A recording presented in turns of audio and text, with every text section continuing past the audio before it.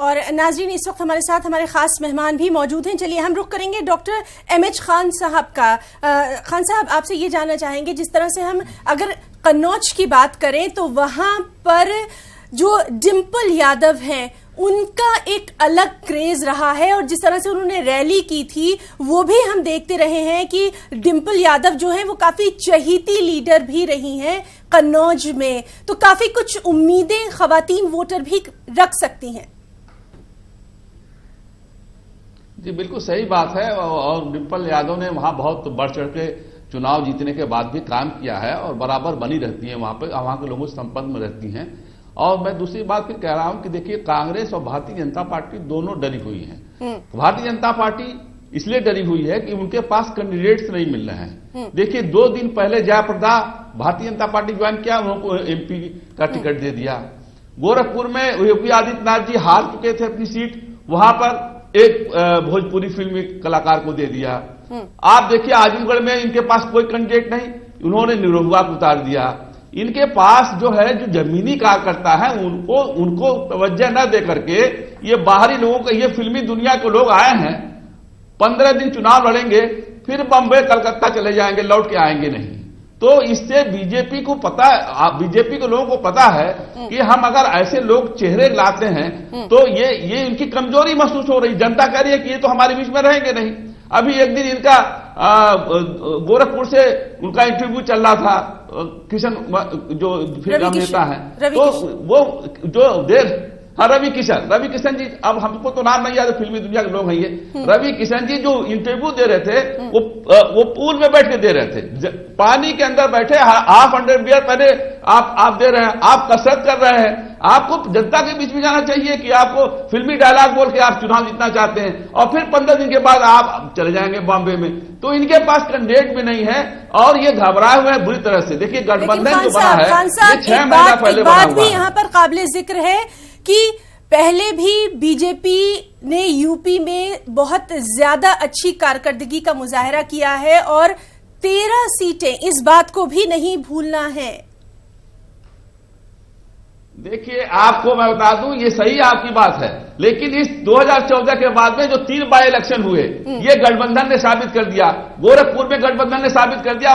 वहां पे मैं आपको बताना चाहता हूं कि कांग्रेस पार्टी भी चुनाव लड़ी थी और कुल 16,000 वोट पाई थी। और उसके बाद आप जो आपका 3 हुआ इलेक्शन, उसमें कांग्रेस पार्टी हमेशा खड़ी रही है, लेकिन उसके वोट परसेंटेज कुछ नहीं बढ़े, 12 से 14,000 वोट पाते रहे। तो जहां तक आप देखिए, उन्नाव की आप बात कर रही हैं, उन्नाव में जो अन्नू टंडन की आप बात कर रही हैं कि वो चुनाव में फाइट में है, 2009 में चुनाव लड़ी थी, 3 लाख वोट से ज्यादा चुनाव से जीत गई थी। उसके बाद क्या हुआ? उसके बाद 2014 में जब लड़ी तो 4थे नंबर पर चली गई। कितना वोट का डिफरेंस हो गया? जो 3 लाख से जीता हुआ कैंडिडेट है, इसका मतलब काम नहीं किया कुछ। कांग्रेस जमाने में ही देखिए, जो आप वहां 4 लाख से 4.5 लाख मुस्लिम वोट हैं, दलित और बैकवर्ड वोट है वहां पर, यादव वोट है, चमार वोट है, आप पासी वोट हैं, ये सब वोट कहां जाएंगे? देखिए, कांग्रेस जमाने में ही सच्चर कमेटी की रिपोर्ट आई थी। सच्चर कमेटी में कहा गया था कि मुसलमानों की हालत जो है वो चमारों से भी बदतर है। कांग्रेस ने उस पर 1% काम नहीं किया। सच्चर कमेटी के हिसाब से जब भारतीय जनता पार्टी आई, भारतीय जनता पार्टी ने नहीं काम किया। तो उन्नाव की सीट पर मुसलमान या बैकवर्ड या दलित क्यों कांग्रेस को वोट करेगा? बिल्कुल नहीं करेगा। और जो सत्ता में भागीदारी, सत्ता में रहती है पार्टी, उसी से जवाबदेही होती है, और वहां गठबंधन जीत रही है। मैं आपको बता रहा हूं। ठीक है खान साहब, आपका कहना है कि इस बार जो है बीजेपी के पास चेहरे नहीं है, लेकिन 2014 में भी बीएसपी की काफी ज्यादा खराब कारकर्दगी रही थी। रजा रिजवी साहब, आपसे जानना चाहूंगी कि जिस तरह से खान साहब बता रहे हैं कि बीजेपी के पास चेहरे नहीं है, क्या ये कहना सही है कि बीजेपी के पास चेहरे नहीं है, जबकि उनका सबसे ज्यादा स्ट्रांग होल्ड यूपी में है? क्लीन स्वीप अगर कहा जाए एक तरह से 2014 में किया था बीजेपी ने। देखिए, ऐसा है कि हमारे लायक दोस्त जो खान साहब बात कर रहे थे, अगर देखा जाए तो 2014 में लोकसभा में बीएसपी का एक भी कैंडिडेट नहीं जीता था जी। और आप समझिए कि लोकसभा में प्रतिनिधि बहुजन समाज पार्टी का लोकसभा में कोई भी प्रतिनिधि 2014 में 21.9 पॉइंट हमारा वोट परसेंट आया था, कांग्रेस का 5%। वो एक अलग बहस है, वो पाना एक अलग बहस है। और प्रतिनिधि जीत के प्रतिनिधि जीत के वहां पे प्रतिनिधित्व करना पार्टी का, वो हमारी पार्टी का एक मकसद भी है। लेकिन अब जो चुनाव 2019 का है, इसमें बहुजन समाज पार्टी को खोने के लिए कुछ नहीं, जो खोना था खो चुके वो 80 में 80 सीट नहीं पाए। अब बहुजन समाज पार्टी ने बहुत समझदारी से सपा से गठबंधन करके कि भाई ऐसा है कि वोट जो उसके वोट माने जाते हैं वो, सपा के जो वोट माने जाते हैं वो वोटों कहीं बिखराव ना हो और हम लोग भी जो है वो लोकसभा में बीएसपी का भी प्रतिनिधि हो जाए। तो जाहिर सी बात है, अभी गठबंधन से लड़ रहे हैं, तो गठबंधन अगर लड़ रहा है तो आम जनता अगर बढ़ के चढ़ के वोट देगी तो उनकी सीटें ज्यादा से ज्यादा निकलेंगी और सीट जाएगी।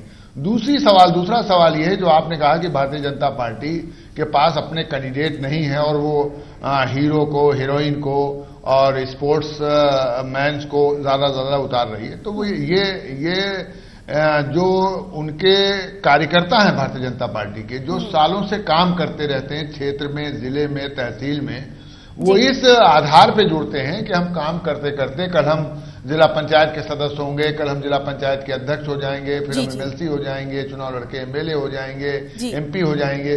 तो इस उम्मीद से वो कार्यकर्ता जुड़ता है भारतीय जनता पार्टी के साथ। ये सही है कि अगर मान लीजिए कोई आयातित कैंडिडेट उतरता है तो वो जमीनी हकीकत पे कार्यकर्ता नाराज होता है। ये कोई दुनिया कहे कि नहीं कार्यकर्ता नाराज नहीं होता, कार्यकर्ता नाराज होता है। और यही हाल था कार्यकर्ता नाराज होने का कि आप देखिए जो वहां चुनाव हुआ था दिल्ली के अंदर, और दिल्ली के अंदर जब एमएलए का चुनाव हुआ तो उसमें मुख्यमंत्री जो घोषित कर दिया, जो राज्यपाल हैं, जो हमारी पुलिस की अधिकारी आईपीएस की थी, जब उनका नाम घोषित कर दिया गया कि साहब वो चीफ मिनिस्टर बनेंगी और हर्षवर्धन का नाम नहीं घोषित किया गया, तो वहां भारतीय जनता पार्टी के जमीनी कार्यकर्ता नाराज हो गए थे कि भाई हर्षवर्धन जी को चीफ मिनिस्टर घोषित करना चाहिए, कहां जो है इनको घोषित कर दिया, जो कि ये पार्टी में अभी आई है, नई है। तो ये जरा असर पड़ता है कार्यकर्ताओं जी। में। तो बिल्कुल आपने ठीक कहा कि जो लोग शुरू से काम करते रहे हैं, एक आम जो कारकुन होते हैं, वो आगे बढ़ना चाहते हैं, वो लगातार मेहनत करते हैं, बूथ टू बूथ जाते हैं और बहुत ज्यादा उम्मीदें भी नहीं रखते, लेकिन इतना तो जरूर चाहते हैं कि उन्हें टिकट मिले। मुमताज आलम रिजवी साहब, आपके पास आना चाहेंगे। और बुंदेलखंड की अगर बात की जाए तो कहीं ना कहीं ये मंजरनामे से गायब दिख रहा है, जबकि अगर उत्तर प्रदेश की या फिर बात की जाए मध्य प्रदेश और तमाम जगहों की, तो बुंदेलखंड एक ऐसा इलाका है जो कि काफी अहमियत का हामिल रहा है और सबसे ज्यादा मुतासिर भी यहाँ के लोग रहे हैं। जी बिल्कुल, आपको याद होगा कि एक दौरान जब वहाँ पे कहत साली हुई थी और पानी की किल्लत बहुत हुई थी, तो पूरा वावैला मचा हुआ था और तमाम काफ़ी हंगामा था, ट्रेन से पानी भेजने की बात हुई थी और तमाम चीज़ें। लेकिन उसके बाद बिल्कुल आप सही कह रहे हैं कि बुंदेलखंड बिल्कुल मंजरनामे से गायब हो गया। मैनिफेस्टो में कम से कम यूपी का अगर जिक्र होता तो बुंदेलखंड को अव्वलियत दी जानी चाहिए थी। और वहाँ के लोग आज भी, आपके यहाँ भी मैंने रिपोर्टिंग देखी है कि वहाँ के लोग आज भी जिन परेशानियों से दो चार हैं उन पर कभी बात ही नहीं होती। उनको लेकर कोई बात ही करने के लिए तैयार नहीं है कि वहां पे किसान जो है और वहां के अवाम किस तरीके की परेशानियों से दो चार हैं। और यही वजह है कि जो मैंने अब तक खबर पाई है कि वहां कम से कम हुकूमत को लेकर के लोगों में बड़ी नाराजगी है, क्योंकि हुकूमत के नुमाइंदे भी वहां पर शायद ही कभी जाते हों। और अगर वहां का दौरा कोई बड़ी शख्सियत करे, जो बड़े लीडरान करें, तो यकीनन वो इलाका जो है वो कम से कम मीडिया में आए और मीडिया में आने के बाद वहां के मसाइल भी सामने आए।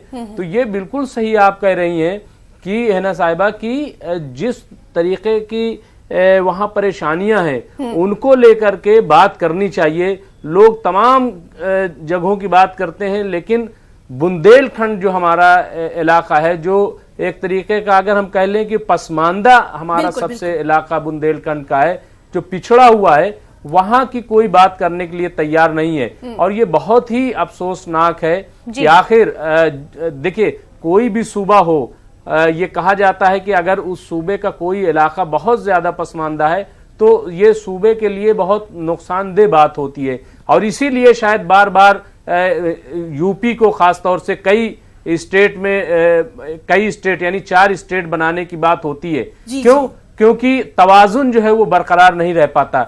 कहीं डेवलपमेंट होता है और कहीं बिल्कुल नहीं होता, और कहीं का तो जिक्र ही नहीं किया जाता, जिनमें से एक बुंदेलखंड है। तो इसीलिए बार बार ये आवाज उठती है कि अगर आप पूरा स्टेट नहीं संभाल पाते तो फिर आप तकसीम कर दें। जब ये तकसीम हो जाएगा तो उसके बाद फिर डेवलपमेंट की बात होगी।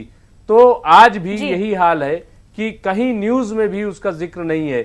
आखिर क्या वजह है कि हुकूमतें जो है, मैं सवाल करता हूं और मैं किसी एक से सवाल नहीं कर रहा हूं कि मैं बीजेपी से नहीं, मैं कांग्रेस से भी सवाल कर रहा हूं, मैं एसपी और बीएसपी से भी सवाल कर रहा हूं कि आखिर क्या वजह है कि आप बुंदेलखंड को भूल जाते हैं, आप बुंदेलखंड की परेशानियों को भूल जाते हैं, वहां जो दिक्कतें हैं उनका जिक्र आप नहीं करते। बिल्कुल, इस बात का जवाब जो है एमएच खान साहब से ही जानना चाहेंगे। जी एमएच खान साहब बताएं। देखिए बुंदेलखंड की बात जहां तक आई है, देखिए पिछले विधानसभा में जब हमारी बहन कुमारी मायावती जी मुख्यमंत्री थी, विधानसभा में 4 हिस्सों में उत्तर प्रदेश को बांटने का प्रस्ताव पास करके केंद्र सरकार को भेज दिया गया है।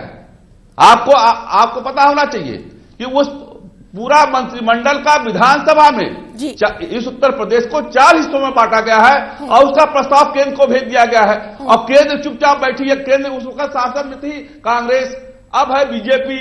तो ध्यान इनको देना चाहिए। हमारा जो काम था हमने कर दिया। नहीं, लेकिन यहाँ ये वाकई पिछड़ा है। खान साहब, लेकिन जब डेवलपमेंट की बात आती है, आप हर इशू को लेकर के कांग्रेस और बीजेपी को तो निशाना बना रहे हैं, कह रहे हैं कि इनके पास चेहरे नहीं है या फिर ये इश्यूज को रेज नहीं कर रहे हैं। लेकिन जब बीएसपी की बात आती है तो वो भी इश्यूज को एड्रेस नहीं कर रही है, कैटेगोरिकली या स्पेसिफिकली कोई इशू रेज नहीं कर रही है, डेवलपमेंट की बात नहीं कर रही है। वो बस इतना कह रही है कि हम सबके साथ है, सबका साथ रहेंगे और तमाम तर जो भी अकलियत है, जो भी निचले सतह के तबके हैं, सबके साथ रहेंगे।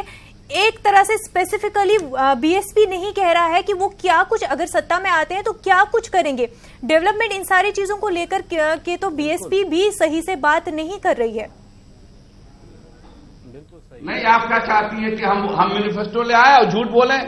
आप क्या चाहती हैं 2 करोड़ नौकरी किस बिना पर आपको हम झूठ बोलने वाले नहीं हैं।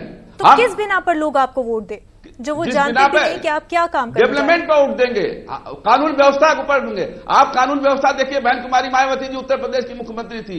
एक कानून व्यवस्था में कोई बता नहीं सकता कि कानून व्यवस्था खराब थी।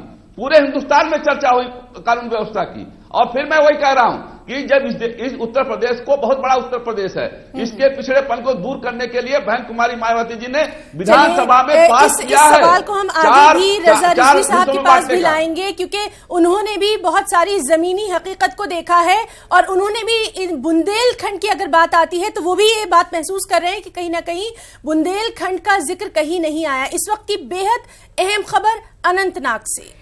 नाजरीन, अनंतनाग पार्लिमानी नशिस्त के होम शालीबग इलाके में इस वक्त हालात कशीदा हो गए जब खड़ूनी कुलगाम में मुश्तइल अफराद और सिक्योरिटी फोर्सेस के माबैन पुरतशद्दुद झड़पें रोनमा हुई। तफसीलात के मुताबिक मुश्तइल जवानों ने इलेक्शन ड्यूटी पर मामूर फोर्सेस एहलकारों पर पथराव किया और जवाब में फोर्सेस ने लाठीचार्ज और आंसू गैस के गोले दागे, जिसके नतीजे में 4 अफराद के जख्मी होने की इत्तला है। जख्मियों अगरचे फौरी तौर पर अनंतनाग के जिला अस्पताल पहुंचाया गया, तहां वहां से शदीद तौर पर जख्मी हुए 2 अफराद को श्रीनगर मुंतकिल किया गया। उधर शमसीपुर इलाके में पथराव और पुरतशद्दुद झड़पों की इत्तला मौसूल हुई है, ताहम सिक्योरिटी जराये के मुताबिक बाद में हालात पर काबू पाया गया।